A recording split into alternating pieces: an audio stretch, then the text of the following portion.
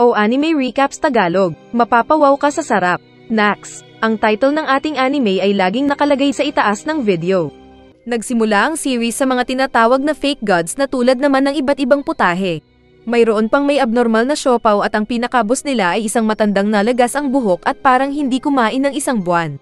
Nagmeeting ang mga gods na ito para daw ubusin na ang mga tao dahil sawa na sila sa mga ito. Sinisira daw kasi ng mga tao ang mundo dahil sa kahahanap ng gasolina sa ilalim ng lupa.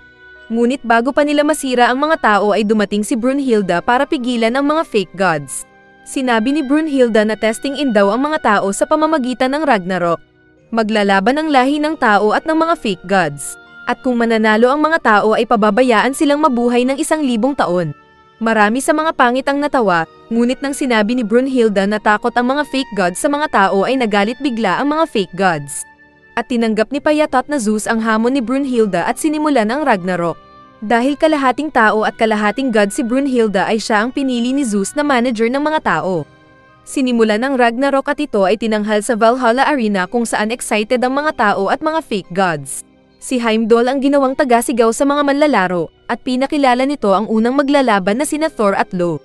Pa-entrance pa ang pagpasok ni Loki na may kabayo. Hinay pa ni Heimdall ang trumpeta nito at nagsimula ang laban. Naglakad ang dalawang fighter palapit sa isa't isa. At hinampas ni Loki ang armas ni Thor kaya ito napaatres. Umatake pa si Loki pero siya naman ang hinagis ni Thor palayo. Gamit ang dekuryenteng kamay ay na-charge ni Thor ang malaking maso at naghanda ng kengkoy na stance nito para mangmaso. Pinakita ang tahanan ni Thor noon na binabantayan ng mga may pakpak na kawal. Palagi kasi silang inaatake ng mga Titan. Sa araw na iyon ay hindi nila inaasahan na maraming Titan ang aatake ng sabay-sabay.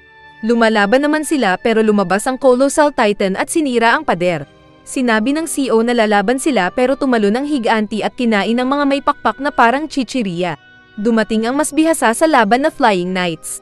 Pero hinampas lang ang boss at kinain din ng mga ito. Maging sina Eren na extra ay namatay at nakain sa kwento na ito. Sinalakay ng mga Titan ang castle at natatakot si Forseti. Pero lumabas si Thor at dala ang maso nito at pinagpapatay ang mga Titan. Isa-isa niyang pinagwawasak ang mga malaking karne. Pero walang silbi dahil aanhin mo ang damo kung patay na ang kabayo. Bugok na hero. Balik sa tournament ay inatake ni Thor si Loki gamit ng malakas na kidlat. Kaya maging ang arena at Cocomelon ay nayanig. Pinakita ang umuusok na paligid na namaso ni Thor at akala nila kung talo na ang tao. Pero biglang gumalaw si Loki at sinugatan pa si Thor sa dibdib. Saka nakangiti pa ang pangit na tao kaya nagulat ang mga fake gods. Pinakita naman ang buhay ni Loki noong bata pa siya na nagmula sa Mongolia at pumatay ng isang leon. Paglaki niya ay nag-explore siya para hanapin ang pinakamalakas at labanan ito. Tinalo niya gamit lang ang kamay ang isang oso. At sumali siya sa gyera ng mga espada pero walang nakatalo sa kanya at marami siyang naging supporter. Hindi niya nakita ang lolo ni Baki na nasa Japan. Nagtaka si Zeus kung bakit hindi daw nasisira ang armas ni Loki. Saka nakita pa niya ang ngiti ni Brunhilde at napagtanto niyang may ginawa ang babae. At bago pa ng laban ay tinawag na pala ni Brunhilde ang mga kapatid na Valkyr para magpatulong. Naging armas pala ni Loki ang isa sa kapatid ni Brunhilde. Dahil sa lakas ng armas ni Loki ay nasira ang protective gauntlet ni Thor. Dahil dito ay nagsaya ang tropa ni Loki dahil sa unang pagkakataon ay wala pang tao ang nakatalo sa gods. Trabaho daw ng mga Valkyries na bantayan ang kaluluwa ng mga tao at sila ay may kakayahan na mag-transform bilang armas para kung sakaling dumating ang pagkakataon na tulad ng Ragnarok ay matutulungan nila ang mga tao laban sa mga gods. Pero imbes na magalit ay biglang naging excited si Zeus. Biglang nag-usok ang armas ni Thor at naglabas ng lava. Tapos nakarinig ang mga naroon ng pagtibok ng puso. Nagising pala si Mjolnir na armas ni Thor. Sinabi ni Zeus sa kasama na ang totoo, kaya pala naka-glove si Thor ay para maprotektahan ang maso nito na hindi niya masira bago ito magising. Saka tinanggal ni Thor ang gloves na kasing bigat ng damit ni Piccolo. Pinulot ni Thor ang armas at itinaas para durugin si Loki. Biglang may na-receive na text si Brunhilde at nakita nila ang finale na listahan ng mga gods at mga tao na maglalaban. Nagdadalawang isip si Gol na manalo ang mga tao. Pero sinabi ni Brunhilde na ang 13 tao ang tatawagin nilang God Slayers. Tinapon ni Thor ang malaking maso kay Loki at ayon sa history nila ay hindi pa nagkamali si Thor. Pero nagawa ni Loki na makailag sa paglipad ng maso. Saka mabilis na umatake kay Thor gamit ang sibat. Pero bumalik ang maso kaya napilitan siyang muling umilag. Sinalo ni Thor ang maso sa nakangiti na hinampas ang nakangiti ding Loki. Nagkaroon ng napakalakas na pagsabog na parang nuclear bomb sa harap ng mga manunood. Pero pinakitang sinangga ni Lu ang maso ni Thor na walang hirap. Kaya muling nagsaya at nag-ingay ang mga fans ni Lu. Ngunit dahil sa bigat ng armas ni Thor ay naputol ang buto ng paa ni Lu. Kaya unti-unti siyang bumagsak. Dahil dito ay napapaiyak ang fans ni Lu. Mamasuhin na sana ni Thor ang kalaban pero biglang dumating ang kabayo ni Lu. Nagtaka ang mga manonood kung paano nakarating doon ang kabayo. Dinilaan nito ang paa ni Lu at nag-eye to eye sila. Saka sumigaw ang mga tao para i-cheer nila ang general ng mga tao. Dahil dito ay tumayo si Lu para muling lumaban at sumakay sa kanyang kabayo. Kaya napatawa din si Thor na manyak. Umatake si Lu at nagpaikot-ikot kay Thor sa kanito hinawakan ng armas gamit ang kakaibang grip. Noong mapagtanto ni Lu na siya ang pinakamalakas sa mundo, ay nagsanay siya kung paano hawakan ang armas ng mas malakas. Ilang taon siyang nagpatuloy sa paggawa nito at nahati niya ang kalangitan panandalian. Excited din daw sina Thor at ang maso nito dahil sa kalaban na kakaibang tao. Umatake si Lu gamit ang Sky Eater technique na sinalubong ni Thor gamit ng pagmaso. Nagkaroon ng malakas na pagsabog.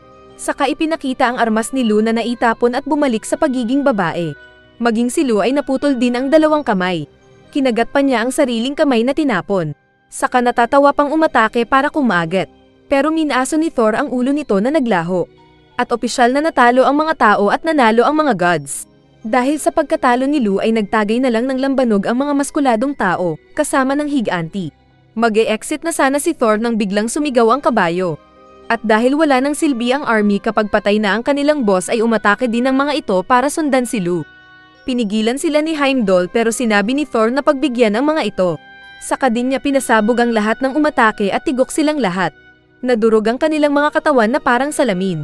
Saka pinaliwanag ni Brunhilde na hindi na sila makakabalik pa kahit kailan. Dahil dito ay naiyak si Gol pero sinabi ni Brunhilde na kailangan nilang magpakatatag para sa mga tao. Kalaunan ay nagpatuloy ang round ng competition. Lumabas si Adam na kinagulat ng mga tao dahil nakita nila ang kanilang lolo sa unang pagkakataon. Pero hubad pa rin ito at kumakain pa rin ng mansanas. Kaya peking Adam ito. Tinawag naman ni Heimdall ang kanyang makakalaban na god pero nagkaroon ng reshuffle sa mga lalaban. At si Zeus ang lumabas para labanan si Adam. Nagpatugtog ang right hand nitong si Hermes ng musika gamit ang violin. Kaya sa saya ay biglang lumaki ang katawan ng dating payat na matanda. Dahil nga ang tatay niya ay isang titan na gumagamit ng titan gel kaya naging maskulado ang anak. Ipinakita sa backstage bago magsimula ang laban na si Shiva sana ang lalaban sa round 2. Ngunit pinuntahan siya ni Zeus at sinabing siya ang lalaban. Ayaw sana ni Shiva pero malakas si Zeus na pinaluhod si Shiva. Naghamon pa si Shiva pero hindi nagpasindak ang matanda kaya sa huli ay ipinaubaya din ito kay tanda ang laban. Excited na nilapitan ni Zeus si Adam at gayahin daw si Lu at ang armas nito dahil kung hindi ay patay siya agad. Dumating nga ang isang Valkyrie sakay ng Pegasus at na-finger siya ni Adam. Nagkaroon ng brass knuckles si Adam tapos nag-cheers pa daw sina Abel at Cain. Nagtanong si Adam kung ano naman ang armas ni Zeus, kaya ang kamao lang daw ni Zeus ang gagamitin niya. Naunang sumuntok si Zeus ng 0.01 second pero nakailag si Adam. Mas bumilis ng bumilis ang pagsuntok ni Zeus pero nakailag pa rin si Adam. Kahit pa nang parang sabay-sabay ang suntok ni Zeus sa bilis. Inilagan ni Adam ang suntok ni Zeus at nang sisipain siya ng axe chopping kick ni Zeus, ay bigla siyang tumalon na parang unggoy. Kaya napabilib si Zeus at ng mga manonood kasama si Ares. Tapos sinabi ni Adam na siya naman. Saka sinuntok ang mukha ni Zeus na nagdugo. At ginaya niya ang lahat ng moves ni Zeus na ginamit nito sa kanya. Nasuntok-suntok ang katawan ni Zeus at hindi rin siya nakailag nang gamitan siya ng axe chopping kick ni Adam. Dahil dito ay nagsasaya na naman ang mga tao. Ang kapangyarihan daw ni Adam ay gayahin ng anumang gagamitin ng isang god sa kanya dahil siya ay replika ng god. Gumalaw-galaw ang paa ni Zeus at muling sinipa si Adam na muling nakailag. Pero ginaya ulit ni Adam ang kapangyarihan ni Zeus at sinipa niya ang matanda na naihagi sa tabi ng ring. Tinawag ni Adam si Zeus na lolo at dahil nainis na ang matanda ay mas lumaki na naman ito. At nag-ilaw ang kamay na susuntok para daw gayahin ni Adam. Ito daw ang teknik na ginamit sa kanya noon ng kanyang tatay na Cronus noong maglaban sila. Kaya siya nasmack sa mukha at nabungal. Pero natalo pa rin niya ang tatay. Ginamit nga ng maskuladong matanda ang suntok na kayang patigilin ang oras. Pero nagawa pa rin itong makopya ni Adam, at si Zeus ang sinuntok nito sa mukha na bumagsak. Nabaliktad ang mukha ni Zeus dahil sa lakas ng suntok na kinopya ni Adam. Maging si Ares na mahilig daw sa digmaan ay hindi makapaniwala sa nakita kung paano bumagsak ang tatay nito. Kaya pinaliwanag ni Hermes na habang ginagawa ni Zeus ang teknik ay kasabay na itong ginagaya ni Adam. Nakailag si Adam at sinabayan ang pagsuntok ni Zeus. Nainis si Ares dahil mas matalim pa ang mata ni Hermes sa kanya. At naisip pa niyang kahit ilang libong taon na siyang nakikipagdigmaan ay hindi pa rin niya matutumbasan si Adam. Sinabi ni Brunhilde na galit si Adam sa mga Diyos dahil sa nangyari sa kanya. Masaya ang buhay niya sa paradise pero nagbago ito dahil sa ginawa kay Eva na asawa nito. Sinusubukan daw ipasok ni Serpent ang ahas nito pero tinakbuhan siya ng babae. Kaya pinulot niya ang mansanas at kinagatan saka na set up ang babae sa korte na kinain daw ng babae ang mansanas. Dahil lahat ng naroon ay mga gods ay nais nilang paalisan si Eva sa paraiso. Ngunit biglang pumasok ang isang higanteng bantay pero bigla rin itong natamba. Dumating si Adam dala-dala ang 2 basket ng apple. Sinigawan siya ni Serpent na umalis pero pinagkakagat niya ang mga mansanas saka din pinagdudura dahil maasim daw ito. Sa kanya tinawag si Eva na masaya siyang niyakap. Nagselo si Serpent na naging lizard man at sinabing lagot ang 2 sa kanya. Pero sinabi ni Adam na nagsumbong ang mga ibon na nakakita sa pambabastos ng Serpent kay Eva. Naging matalim ang kuko ni Serpent at inatake si Adam. Pero naging reflection si Adam at sinabayan ng kalmat ng ahas. At sa kanilang laban ay nahati-hati si Serpent gamit din ang sariling teknik. Saka umalis ang 2 para manirahan sa mundo. Sa tournament ay inakala ng mga manonood kung natalo na si Zeus at napatawa pa si Brunhilde dahil tinalo ng tao si Zeus. At mag-announce sana si Heimdall na nanalo si Adam pero hinawakan siyang bigla ni Zeus. Saka binalik nito ang nabali na leeg kaya nagulat ang mga tao at nagsaya ang mga gods. Nagtanong si Zeus kung bakit daw nilalabanan ni Adam ang mga gods. Kaya sumagot ang tao na kahit sino ay ipaglalaban ng mga anak kapag binubuli ng kahit sino. Napaiyak ang mga tao dahil sa sinabi ni Adam at sabay-sabay silang nanalangin na manalo si Adam. Sinabi ni Zeus na karapat-dapat daw niyang labanan si Adam dahil malakas ito. Saka biglang nagbabago ang anyo nito kahit na nasasaktan ng labis. Samantala ay hinuli ni Thor ang mga takot na ibon ni Odin para daw kainin. Pero nagalit si Odin kaya ipinakita nito ang tunay na mukha na siya pala si Loki. Sa ring ay naghanda si Adam nang makita ang naging itsura ni Zeus. At maging ang mga tao kasama na sina Gol at Brunhilde ay nanginginig dahil sa takot na hindi nila maintindihan. Naging si Adam as si Zeus na mapayat na version nito. Na-compress daw niya ang muscles niya sa katawan ngunit may limit na oras lang ito. Muling umatake si Zeus gamit ang mas malakas na suntok nito. Ngunit gamit pa rin ni Adam ang reflection skill at umiilag sa kabinabalik ang teknik ni Zeus sa matanda. Diretso ang kanilang santukan at confident si Gol na mananalo si Adam dahil sa skill nitong panggagaya. Pero nakita ni Brunhilde na nagdugo ang ilong ng tao dahil nag-overheat na daw ang utak niya sa kagagaya sa nakakamatay na suntok ni Zeus. Bawat isang suntok kasi ni Zeus ay killer punch at hindi rin tumitigil si Adam sa panggagaya sa kalaban. Sa kabilang banda ay confident ang mga ibon ni Odin na talo na si Adam ngunit biglang nagkawasak-wasak ang katawan ni Zeus dahil limitado din ang version nitong Adamas. Saka pinaliwanag ni Loki na ang laban ni na Adam at Zeus ay labanan ng kung sino ang mas magtatagal. Nagpatuloy pa ang laban ng 2 nagsusuntukan kaya parehong ang mga gods at mga tao ay napatayo para mag-cheer sa kanilang manok. Nag-aalala ang pamilya ni Adam at alam ni Adam ang posibleng mangyari. Nang sinuntok nito ang mukha ni Zeus ay tumalsik ang dugo sa mata niya kaya naistorbo ang kanyang copycat jutsu skill. At nasuntok siya sa mukha. Nagkaroon ng pagkakataon si Zeus na bugbugin siya at ang nagagawa na lang niya ay dumpensa. Na-axe chopkick pa siya at patuloy na nabugbog kaya mas naiyak ang kanyang mga anak na nais nila siyang tumigil. May narinig na iyak ng sanggol si Adam kaya sinabi nitong tatalunin niya ang mga masama. Nasuntok at nahawakan siya ni Zeus. Pero sinadya ni Adam ito para mahawakan din ang ulo ni Zeus. Saka sila nagsuntukan at nagbugbugan ng mukha. Walang ano-ano ay biglang napaupo si Zeus dahil napagod na siya. Saka sinabing tapos na ang laban. Namatay na daw si Adam ngunit kahit patay na ito ay nakikipagbugbugan pa rin ito sa matanda. Napahanga si Zeus dahil hindi sumuko si Adam at panalo sana siya kung endurance lang ang laro. Sa huli ay muling nawasak ang katawan ni Adam at ng Valkyrie na armas nito at nanalo muli ang mga gods. Ngunit hindi daw naiyak ang mga tao kundi ay mas nabigyan sila ng pag-asa na kaya nilang labanan ang mga gods. Galit si Gol na nais kausapin si Brunhilde dahil isa pang kapatid ang namatay. Pero kinausap siya ng isa pang kapatid na malaki ang siopaw. Niyakap siya nito para mababy si Gol. Pero biglang nasaktan si Gol nang maging bato ang boobs ni Rhys. Galit pala ito at nais maghiganti sa mga gods. Galit din si Brunhilde na nagngit-ngit na kumakain ng tinapay. Nakatanggap ito ng text na pinakita sa mga kapatid at nalaman nilang si Poseidon na isa pang malakas na god ang kasunod na lalaban. Maraming reklamo na negative si Gol kaya sinabi ni Brunhilde na tumigil kung ayaw niyang mapugat, kaya naiyak na lang ito. Naghanap si Brunhilde ng ay lalaban kay Poseidon nang biglang dumating si Sasaki at sinabing siya ang lalaban. Natabig ng babae ang gatas na mabilis sinalo ng swordsman gamit ang espada nito. Saka ininom ang gatas at kinain ang natirang tinapay ni Brunhilde. Sa susunod na laban ay napalitan ang stage ng napalibutan ng tubig. Saka lumabas si Poseidon para labanan ang kasunod na tao na mandirigma. Tahimik ang mga manunood maging ang mga gods dahil seryoso daw si Poseidon. Pumasok namang namamangka sa dagat ang samurai na Sasaki. At epic na naglakad papunta sa gitna ng stage at tinanggal ang sombrero. Nang makita nila ang matandang mukha ni Sasaki ay nasabi ng mga tao na talo na sila at dapat sanang si Musashi Miyamoto ang naroon. Ngunit nang pinatunog ni Sasaki ang espada ay nagulat ang mga nanonood dahil napagalaw pa nito ang tubig. Kaya sinira ni Musashi ang sinulat na 5 Pillars of Samurai at sinabing si Sasaki ang perfect swordsman.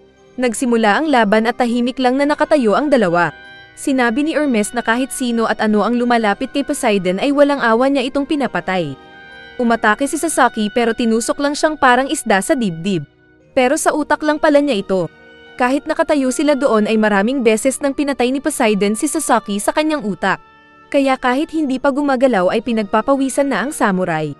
Nakwento ni Brunhilde na dati na may 13 gods ngunit nabawasan ng isa. Dahil pinatay daw ni Poseidon ang kapatid nilang si Adamas na isa pang tagapagmana sana ng trono. Pinakita ang nakaraan na nagagalit si Adamas dahil si Zeus ang nais maging boss ng mga gods. Dapat sana ay siya dahil siya ang pinakamatanda sa kanila. Binalak niyang kunin ang loob ni Poseidon para suportahan siya. Pero sinabi ni Poseidon na kung god siya ay hindi niya kailangan ng army at mga balak. Nagalit si Adamas at inatake si Poseidon pero sinaksak lang siya ni Poseidon sa dibdib at tinapon na parang tae. At lahat ito ay kitang-kita ni Hermes, na kanya namang naikwento kay Ares. Sa ring ay biglang sinabi ni Sasaki na bilasan nila ang laban saka siya umupo at sinabing ayaw mamatay sa araw na iyon. Ipinakita ang nakaraan ni Sasaki na happy-go-lucky lang siya. Sa isang dojo ay binigyan siya ng dojo master ng kahoy na espada at naglaban sila. Pero naitapon ang espada ni Sasaki kaya siya sumuko na kinagulat ng lahat. Dahil dapat daw na bilang samurai ay lumalaban hanggang mamatay. Minsan habang nakabitin sa puno na nagsasanay ay nakakita siya ng rabbit at ginaya ang pagtakbo nito hanggang mahulog. Pinanood din niya ang ahas na kinain ng palaka na dinampot naman ng agila. At ito daw ang ginawa niyang pagsasanay. Muli siyang nagpunta ng dojo pero nagulat ang mga samurai doon dahil naging maskulado na siya. Lalabanan sana siya ng dojo instructor pero sinabi niyang natalo na niya ito sa utak. Nainis ang dojo instructor at aatake sana ng palo pero nakita nito kung paano siya natalo. Kaya yumuko ito na sumuko. Hinamon ni Sasaki ang master nitong matanda na kinatakot niya nang makita ang teknik. Hindi na siya nagpunta ng dojo pero isang araw ay binisita siya ng master. At sa loob ng tirahan nito ay nakita ng matanda ang mga training ni Sasaki. Kasama na ang mga tinalo nito sa isip na magagaling na swordsman. Nagpatuloy siya sa paglalakbay at sinubukan pang labanan ang iba pang malalakas. At kahit natatalo siya ay paulit-ulit niyang nilabanan ang mga ito sa utak. At nagpatuloy ang kanyang paglakas sa isip at teknik. Sa ring ay alam ni Sasaki na hindi siya pwedeng mag-surrender doon. Tumayo siya at umatake kay Poseidon ng taga. Nakailag si Poseidon pero bago siya masaksak ay muli siyang umatake at natabasan ang bangs ni Poseidon. Naalala ni Musashi ang araw na ginamit ito ni Sasaki sa kanya. At maging ng iba pa. Pinakitang cheeks ang espada ni Sasaki. Lumapit si Poseidon at pinagtutusok si Sasaki ngunit nagagawa ng tao na makailag. Dahil ito sa kakayahan niyang mang-analyze ng kalaban maging tao man o si Poseidon. Kaya kabisado na niya ang ilang pag-atake ni Poseidon. Sumipol si Poseidon at umatake ito gamit ang pantusok. Pero nataman ang tagiliran ni Sasaki dahil sa bilis ni Poseidon at natamba ang tao. Kaya siya minura ni Poseidon at nagsigawan para mag-cheers ang mga god fans. Pero natigil sila nang tignan sila ng masama ni Poseidon. Sinabi ni Sasaki na dapat siyang matuwa dahil sinusuportahan siya ng mga kasama. Kaya nasabi ni Sasaki na nakaka-depress daw ang ugali ng kaharap. Kaya galit na umatake si Poseidon na tumalon at mula sa itaas ay pinagtutusok si Sasaki. Nasisira ang stage pero nagagawa pa ring mabasa ni Sasaki ang mga galaw ni Poseidon at tumatagal siya sa laban. Pero nang sinubukan niyang tagpasin si Poseidon ay nagpunta ito sa likod niya at tumusok, at buti na lang nakasangga pa siya. Patuloy siyang pinagsusundot ni Poseidon at feeling ni Sasaki ay nalulunod siya sa tubig. Ngunit ayaw niyang sumuko kaya lumangoy siya pataas. Nakailag ulit si Poseidon sa paghiwa niya. Kaya muli siyang umatake pero nagpunta ng likod niya si Poseidon at sinira ang espada gamit ang malaking tinidor nito. Nagulat at nalungkot sina Gol at Brunhilde dahil namatay ulit ang isa nilang kapatid. Maging ang mga tao at si Sasaki ay alam ng patay na siya. Pero hindi pwedeng sumuko ang lalaki sa laban na iyon at sinulyapan si Musashi. Ipinakita ang nakaraan ni Sasaki na nilabanan pala nito si Musashi sa isang isla. Pagkatapos niyang masugatan ito sa mukha ay masaya na siya at pwede na sana siyang sumuko. Pero dahil nag-enjoy siya sa laban nila ay pinagpatuloy niyang labanan ang pinakamagaling na swordsman. Kaya sa huli ay nahiwa siya ng ekis sa katawan na kanyang kinamatay. Sa ring ay sinabi ni Sasaki kay Poseidon na siguradong sa buong buhay nito ay wala siyang naging inspirasyong kahit sino at ano. Dahil ang mukha nito ay parang nalagyan ng glue at hindi na pwedeng magbago. Pinulot ni Sasaki ang nasirang espada at ginamit ang kakaibang teknik na ikinaluha pa ni Musashi at sinigaw ang pangalan ni Sasaki. Nag-ilaw ang dalawang espada na hawak niya patungo sa langit at nabuhay ang Valkyrie na dalawa ang pagkatao, saka naging dalawa ang espada. Hinamon ni Sasaki si Poseidon na labanan siya ng buong puso. Pero galit na umatake si Poseidon at naglaban nga sila. Nakita ng anak ni Musashi ang tatay sa posisyon ni Sasaki kaya napatanong ito sa ama. Sinabi ni Musashi na posibleng nilabanan siya ni Sasaki sa utak nito ng ilang libong beses at na-master na ni Sasaki ang ilan niyang teknik. Sa pakikipaglaban ni Sasaki ay nasa sabayan niya si Poseidon dahil gamit niya ang lahat ng teknik ng mga nakalaban na niyang mga samurai masters.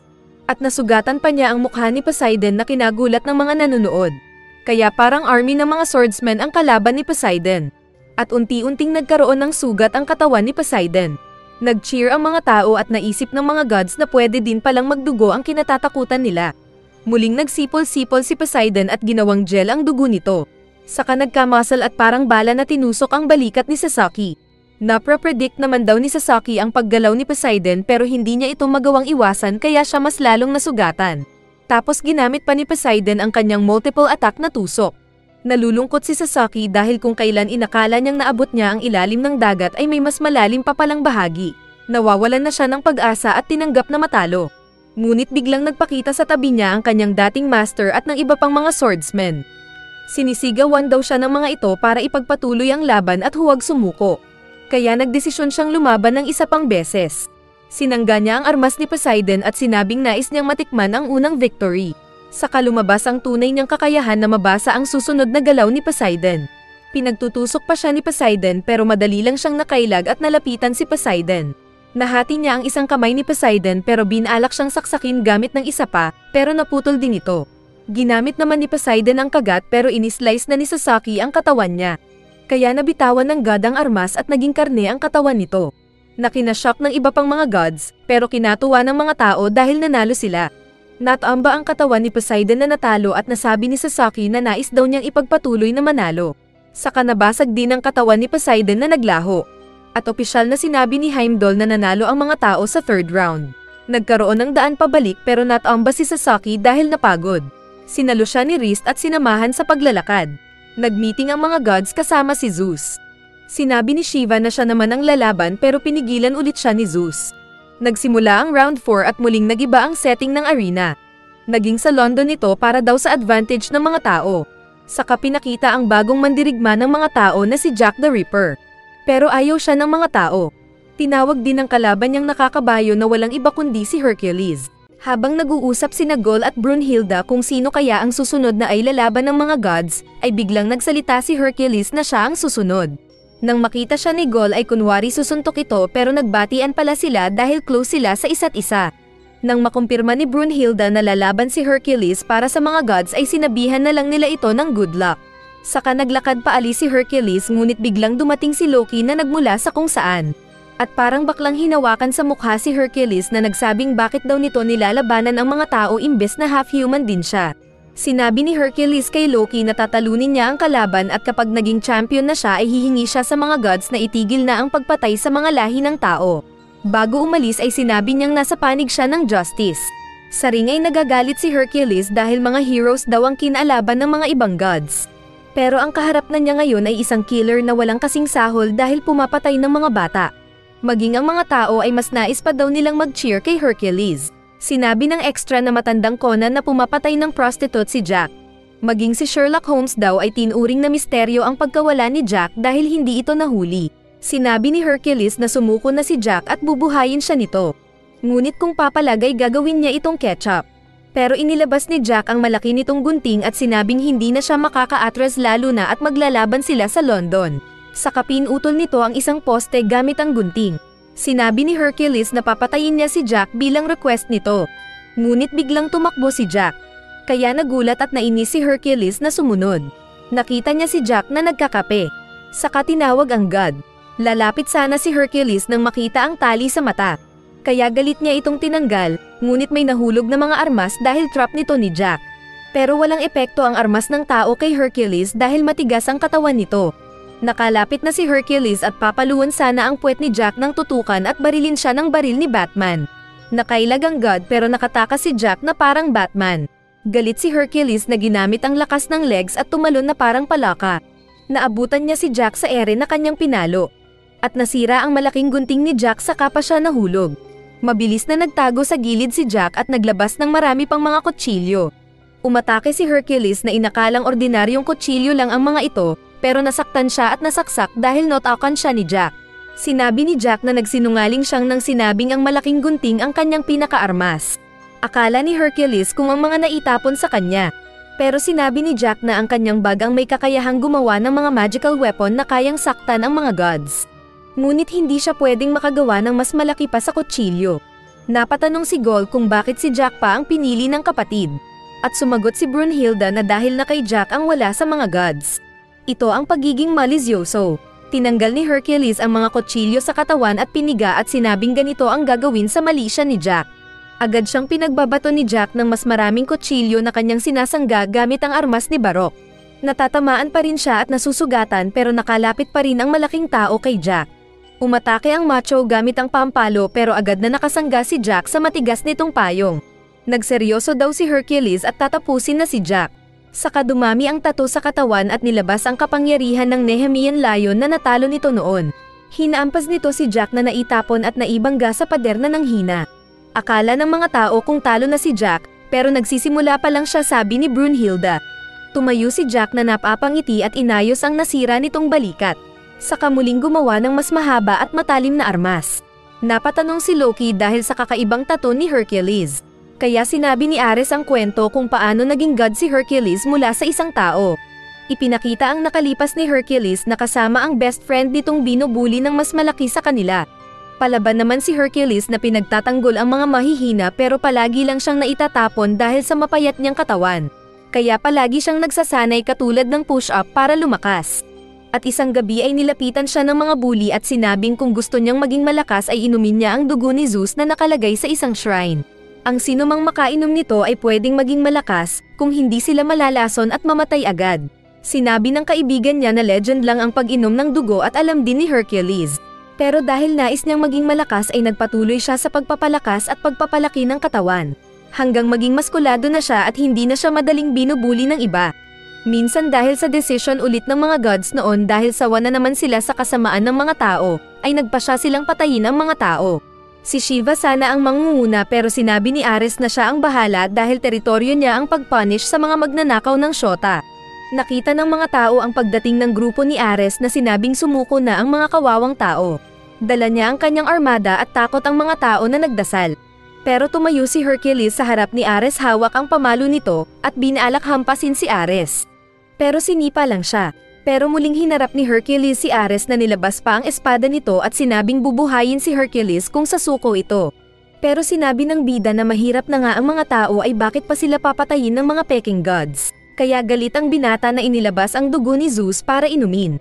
Mabilis na ininom ni Hercules ang dugo ng matandang Zeus. At pagkatapos ay napasigaw siya dahil sa sakit na naramdaman ng katawan. Kaya nasabi na lang ni Ares na tanga ito sa pag-inom ng dugo ni Zeus. Ngunit nagulat siya ulit nang makita si Hercules na naging long hair at puti ang buhok. Isang sundalo ang matigas na inatake si Hercules kahit inawat ni Ares. Kaya bagsak ito. Inawat pa niya ang iba na umatake, pero lahat sila ay pinatulog ni Hercules gamit ang pamalo. Alam kasi ni Ares na power ni Zeus ang nasa katawan ni Hercules. At matagal silang nagpalitan ng suntok sa mukha, at nagugulat ang God of War dahil nakakalaban niya ang isang malakas na tao na katumbas ang lakas nilang mga gods. Magkakasuntukan pa sana ang dalawa pero biglang lumabas si Zeus na inawat silang dalawa. Nagtaka si Hercules dahil mapayat ang nakaharap niyang Zeus na hindi tulad ng maskuladong estatwa. Tapos mas nagulat si Hercules nang sinabi ni Zeus na maging isa itong god na magbantay sa mga tao. Pumayag naman si Hercules pero kapalit na huwag patayin ni Zeus at Ares ang mga tao. Kaya nagpaalam si Hercules sa kaibigan nito para daw samahan ang mga siraulong Peking gods, kapalit ng mahabang panahon na ligtas ang mga tao sa pagkasira. At binigyan pa si Hercules ng coronavirus nito kaya naging red ang buhok niya. Sa laban ay unang umatake si Jack gamit ang mahabang blade na sinalag ni Hercules. Saka nagbato pa siya ng mga dagger na iniwasan ng macho. Patuloy sa pag-atake si Jack ng mga nakakasugat nitong laruan pero madali lang itong sinasalag ni Hercules. Hindi lumalaban ng harapan si Jack at tapon lang ng tapon ng mga blade kaya sinira ni Hercules ang armas niya. Saka mabilis na nilapitan si Jack pero nagpatalon-talon si Jack sa ere na may mananipis palang string. Ginamit pa ni Jack ang string para paliparin ang mas marami nitong mga kutsilyo. Kaya nasaktan at natusok-tusok ang mga muscles ni Hercules.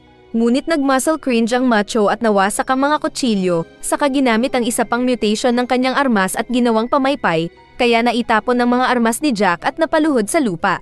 Sinabi ni Hercules na sumuko na ito, pero naipakita ang kakaibang mata ni Jack na nakakakita ng aura kung bakla ang isang macho. At talagang lalaki daw si Hercules, hihihi. Itinaas ni Jack ang kanyang kutsilyo, at parang baliw na tinignan ito sa kakumanta ng London Bridge. Ipinakita naman noong bata pa si Jack na isang magnanakaw ng pagkain sa basurahan. Pero nahuli siya ng lolo ni Julie's Bake Shop at sinipa-sipa siya. Kaya nagmakaawa ang bata na ginamit ang kapangyarihan ng mata na nakakabasa ng emosyon ng tao.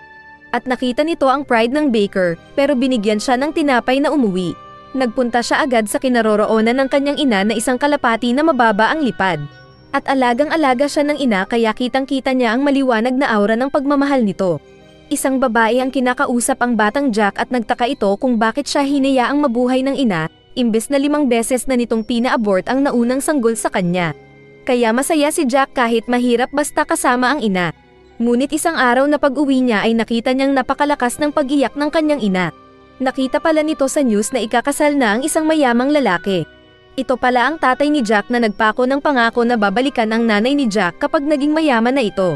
Sinubukang kausapin ni Jack ang malungkot na ina, ngunit naging magagalitin ito na ayaw nang malapitan si Jack. Saka pinagmumura ang anak at sinabing pinahulog na lang sana niya ito tulad ng iba. Natama ng libro ang ulo ni Jack na nagdugo. At nakita ni Jack na nagiba ang kulay ng ina na naging tulad ng dati niyang nakikita sa iba na galit at pagkamuhi. Napagtanto niyang ang pagmamahal na nakita niya sa ina noon ay hindi para sa kanya, kundi ay para sa kanyang ama. Natakot si Jack na nabaliw at sinabing tutulungan ng ina. Saka sinakal ang babae na hindi nakagalaw agad. Nakita ulit ni Jack na nagbago ang kulay ng emosyon ng ina na kanyang kinasya. Nais pa sanang magalit ng ina pero sinaksak na siya ni Jack sa leeg at mas masaya sa kulay nito. Sa kabaliw na kinausap ang patay na bangkay ng ina. Kalaunan ay pinuntahan niya ang tatay na Mr. Suwabi na takot sa batang may hawak na kutsilyo. Kinamusta ni Jack at tinawag na ama ang lalaki, saka din ito nilaslas ang leeg ng debalbas na natigok. At mula noon ay hindi na nakita pa si Jack pero nagpatuloy siya sa pagpatay. Muling sinimula ni Hercules ang pag-atake kay Jack na sinabing mas natatakot siyang mawala ang justice sa mundo. Nabasag ang mga kutsilyo ni Jack kaya napa-atras siya at napilitang akyatin ang malaking clock tower. Umaakyat siya nang hampasin ni Hercules ang tower kaya ito nagiba at naibitin si Jack. Saka nag-charge ulit si Hercules para sa final attack nito. Ngunit bigla daw tinanggal ni Jack ang malaking orasan at ginawa itong parang frisbee na tinapon sa macho. Sinabi ni Hercules na hindi siya nasasaktan ng hindi divine weapon. Pero biglang naputol ang kaliwang kamay ni Hercules na nahulog sa lupa. Saka nagtanong pa si Jack kung ano na ang nararamdaman ng malaking tao. At nagulat ang mga tao dahil sa pagkaputol ng kamay ng isang legend. Napagtanto ni Loki na isa ding trickster na ang kapangyarihan ni Jack ay nasa kanyang gloves. Lahat ng kanyang mahawakan ay nagiging divine item. At nagpanggap lang siya noong una na yung binubunot niya sa bag ang nagiging divine item. Ngunit alam na ito ni Brunhilde dahil siya rin ang nag-assign ng kapatid na magiging armas ni Jack. Ayaw sana ng kapatid nito ngunit wala siyang magawa nang pumasok si Jack at pinwersa ang babae. Sinakal niya ang pumapalag na kapatid ni Brunhilde, pero nakatayo lang si Brunhilde na nanonood kaya malayang minanyak ni Jack ang babae na ginawa niyang gloves. Sinusumbatan ni Gol ang ate na si Brunhilde dahil sa pagpuwersa sa kapatid nila. Ngunit sinabi ni Brunhilde na kailangan niyang mangyari ito para manalo ang mga tao sa laban na iyon. Ipinakita nga ni Jack ang kakayahan ng gloves na pumulot ng bato at itinapon sa tabi ni Hercules na sinira ang pader. At napagtanto ng mga manunood at ng macho, na ginawang armas ni Hercules ang lahat ng nahawakan nito sa bayan. Napatayo si Ares na nag-aalala kay Hercules, pero bigla siyang sinuntok ni Zeus at naitapon. Saka sinabi ni Zeus na huwag mawalan ng pag-asa kay Hercules na hindi sumusuko. Kaya naging malakas ulit si Ares. Tinalian ni Hercules ang kamay na naputol saka kinausap ulit si Jack the Ripper. Nakita ni Jack na nag-umapaw ang liwanag ng pride at kaunting galit sa aura ni Hercules. Kaya tinanggal ng Mad Killer ang sombrero nito bilang respeto sa invincible na kalaban. Saka sinabi ni Jack na gustong-gusto niya sana yung kulay ng takot sa mga tao tulad ng mga pinatay dati. Napagtanto ni Hercules na naging masama ang nakaraan ni Jack dahil natraidor siya ng ibang tao. Kaya biglang nagulat si Jack nang biglang makita ang pag-iiba ng emosyon ni Hercules mula sa galit sa pagiging awa. Sinabi rin ni Hercules na tao siya dati at naging god. Pero parehong ang dalawang klase ay may mga negatibong emosyon. Nakita ni Jack ang pagmamahal na tulad ng nakikita niya dati sa kanyang ina mula kay Hercules at masaya ang makong. Itinapon ni Hercules ang Sanpakto at gumawa ng portal sa himpapawid, kaya biglang lumabas mula sa portal ang mga ulo ni Cerberus. Saka kinagat ang dalawang kamay at ulo ni Hercules. Sakripisyo daw ito ni Hercules na kahit na masira siya basta mailigtas ang nais iligtas. Umatake si Hercules na mabilis inilaga ni Jack. Pero nasisira ang paligid dahil sa lakas ng macho. Umiilag-ilag naman si Jack na ginagawang armas ang mga mahawakan nito pang atake kay Hercules. Pero naging mas malakas pang lalo si Hercules na sinisira lang ang paligid gamit ang invincible suntok. Sumuntok si Hercules pero kumuha ng takip ng kanal si Jack at pinangsangga. Pero dahil sa lakas ni Hercules ay nabutas ang takip at nasuntok ang mukha ni Jack. Patay na daw sana siya kung walang panangsangga si Jack. Binalak tumakbo ni Jack at naglambitin na parang Batman. Pero agad din siyang sinundan ni Hercules at sa ere ay sinuntok ang Mad Killer. Nahulog ito at natusok sa bakod ang katawan kaya nasaktan ang manyak. Sinabi ng lumapit na malaking tao na wala nang matakbuhan si Jack. Pero biglang binasag ni Jack ang pundasyon ng gusali na parang salamin gamit lang ang cape. Habang gumuguho ay tumakbo pa atake si Jack, pero itinapon lang ni Hercules gamit ang isang braso. Pero lumusat ito sa mga bintana ng gusali samantalang nadaganan ng gusali ang maskulado at naging hindi na gwapo. Tumayo si Jack sa mga guho na nakangiti. Samantalang iniisip ng mga tao na natalo na si Hercules. Pero nag-cheer ang mga kaibigan ng malaking tao kaya biglang tumayo si Hercules mula sa mga guho. Muling tumayo ang dalawang warrior para ipagpatuloy ang paglalaban. Muling ginamit ni Jack ang mata, pero nakita pa rin niya ang lumalabas na kulay ng pag-ibig sa katawan ni Hercules. Kaya napaluhod siya at napamanyak, at hiniram ang ngiti ni Joker na sinabing nais niyang gawin kulay ng natatakot si Hercules. Saka sinabi nilang dalawa na tapusin na nila ang laban. Kumuha si Jack ng mga ginawa nitong armas at nakipagsabayan ng basagan ng bungo kay Hercules. Pero iba pa rin ang lakas ni Hercules na hindi tao at nasuntok ulit nito si Jack sa katawan at naitapon. Nagsuka ng dugo si Jack, samantalang paubos na ang oras ni Hercules dahil mawawala ang epekto ng kapangyarihan niya. Umilag-ilag ulit si Jack, kaya inakala ng mga manunood na hinihintay lang niyang maging mahina si Hercules sa kaaatake. Pero tina-timingan lang pala ni Jack ang pag-atake na nag-iisip habang umiilag. At nang mabigyan ng chance ay inilabas niya ang isang sibat at tinusok ang mukha ni Hercules. Pero naka-counterpunch si Hercules at naitapon si Jack na nanghihina. May ilang mga taong nag-aaway dahil may pabor at hindi pabor kay Jack. At sinabi ng babaeng nakakilala sa nakaraan ni Jack na yung madaldal na mama na lang ang lumaban sa mga gods kung talagang matapang siya. Muling tumayo si Jack na nanghihina pero nag-iilaw ang mata nito. At kinuha ang sibat na armas at dahan-daang lumalapit kay Hercules. Itinusok ni Jack ang sibat pero umilag si Hercules at sinuntok ang mukha ni Jack na napaatres. At tatapusin na sana ni Hercules ang tao. Pero biglang tumigil si Jack, at buong lakas nitong tinusok ang macho na katawan ni Hercules. Tumagos ang kamay ni Jack sa malaking tao, at nalaman din ni Hercules na ginawang divine item ni Jack ang sariling dugo kaya nagawang tumagos ng kamay na duguan. Nagtanong si Hercules kung nagbago ba ang kulay niya sa paningin ni Jack, sa kaniyakap bigla si Jack at sinabing mahal niya ang sangkatauhan. At handa siyang mamatay para dito. Sinabihan din niya si Brunhilde na gawin ang lahat para maligtas ang mga tao. Saka siya naglaho na naging light dust. At nanalo si Jack the Ripper na napapaisip sa bagong emosyon na nararamdaman niya. Biglang naging babae ulit ang gloves na gamit niya.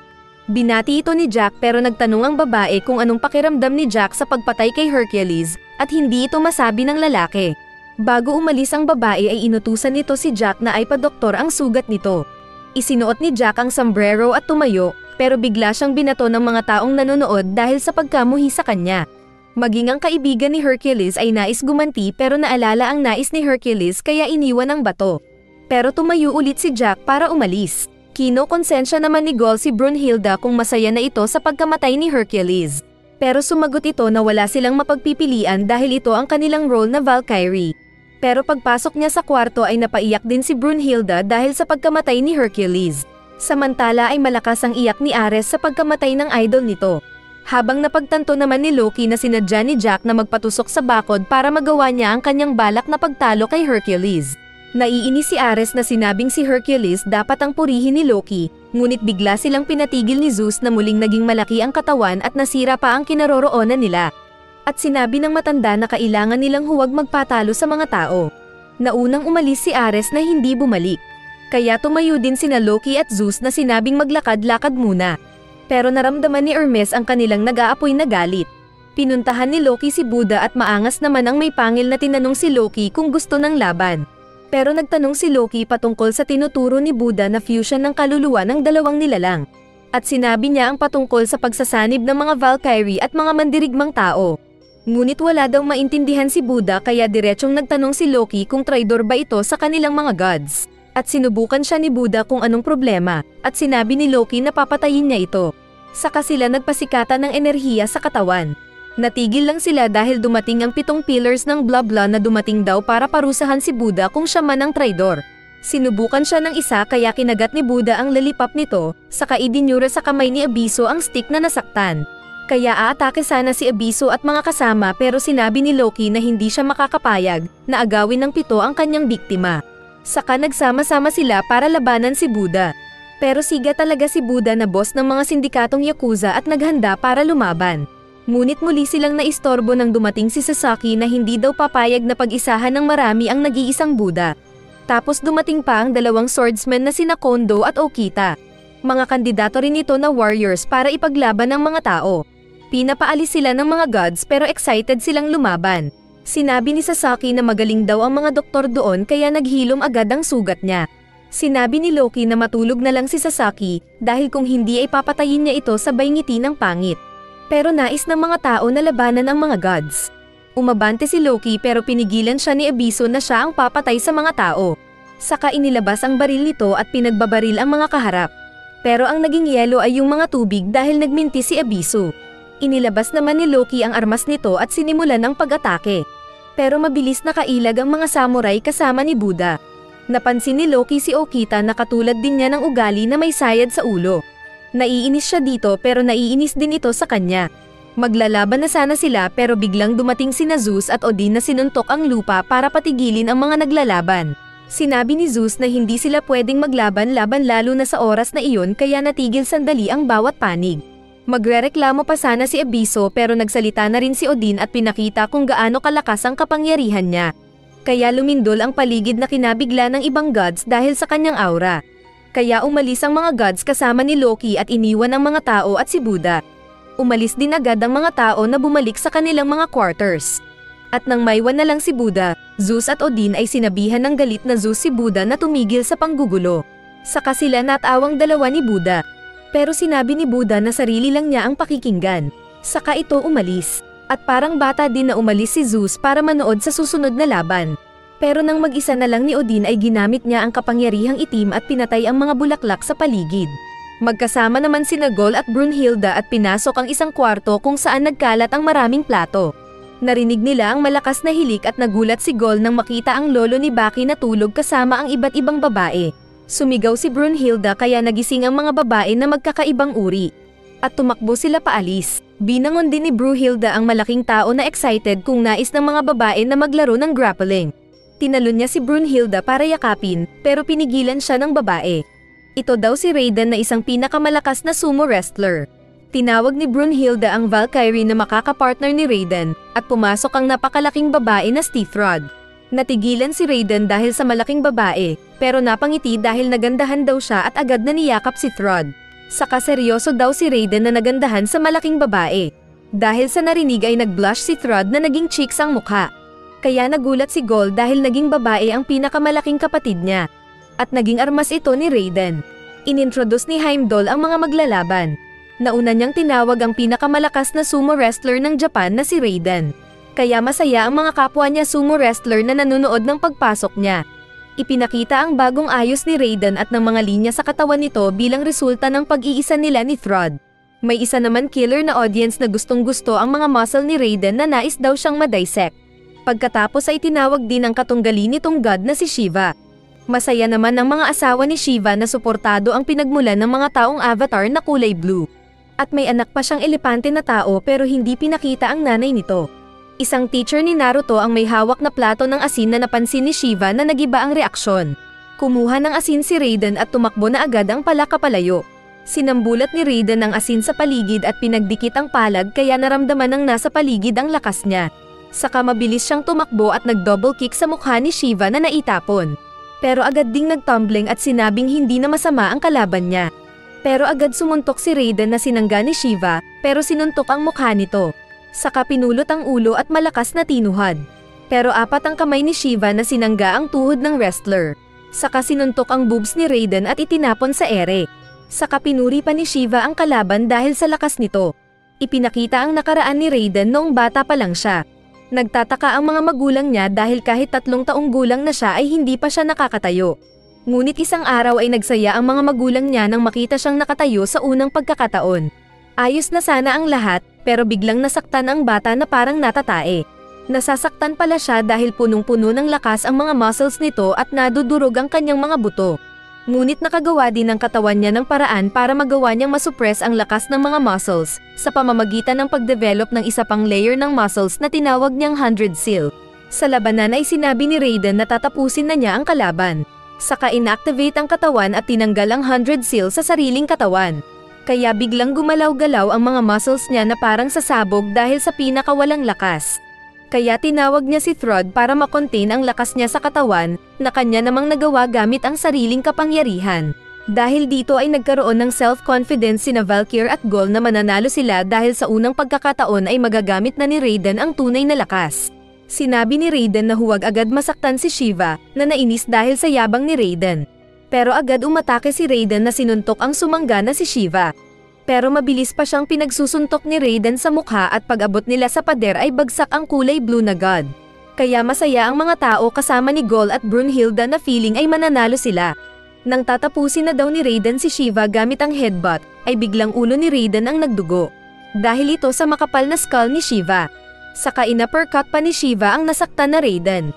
At mabilis na pinagsusuntok ang sumo wrestler na tingin ng mga nanonood ay malalakas na suntok.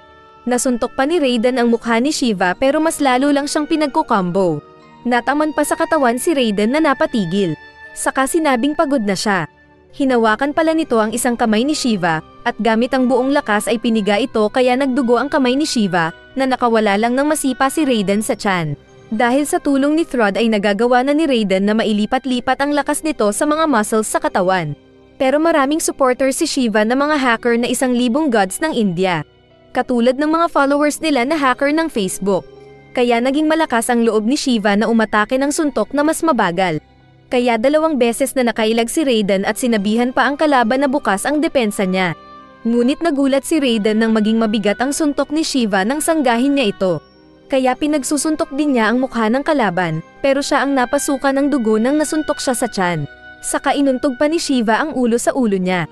Kaya ginamit din ni Raiden ang ulo para umatake. Naghawakan sila ng ulo at parang mga baliw na nagbasagan ng ulo gamit ang kanilang ulo. Dahil dito ay napangiti si Shiva at naalala naman nito ang nakalipas niya.